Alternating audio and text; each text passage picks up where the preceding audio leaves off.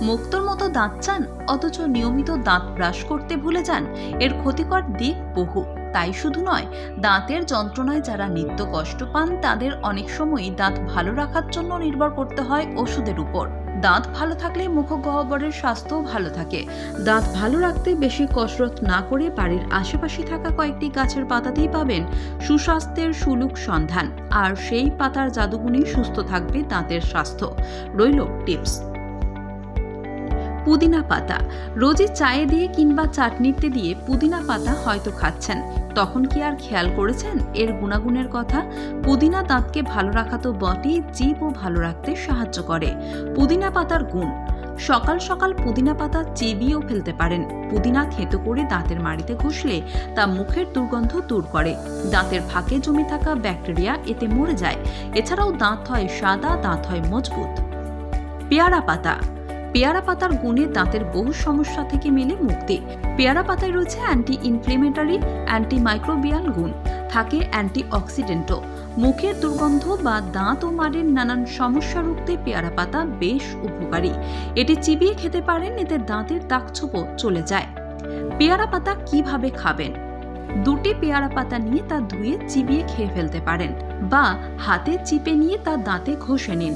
তারপর সাধারণ তাপমাত্রায় জল দিয়ে মুখ কুলকুচি করুন, এতে দাঁতের সমস্যা হবে দূর। কারি পাতা। কারি পাতায় থাকা অ্যান্টিমাইক্রোবিয়াল ও অ্যান্টিব্যাকটেরিয়াল গুণ মুখের স্বাস্থ্য ভালো রাখে।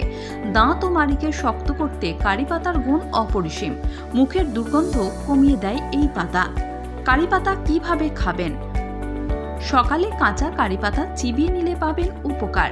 চিবিয়ে তা ফেলে দিতে পারেন। এই পাতার গুণে মুখের ক্ষতিকারক ব্যাকটেরিয়া মরে যায় বলে দাবি করা হয়।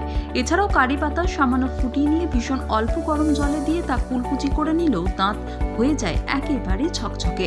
কারি পাতা না ফুটিয়ে নিতে চাইলে কারি পাতার তেল 2 ফোঁটা ঈদুষ্ণ গরম জলে দিয়ে কুলকুচি করতে পারেন, পাবেন উপকারিতা।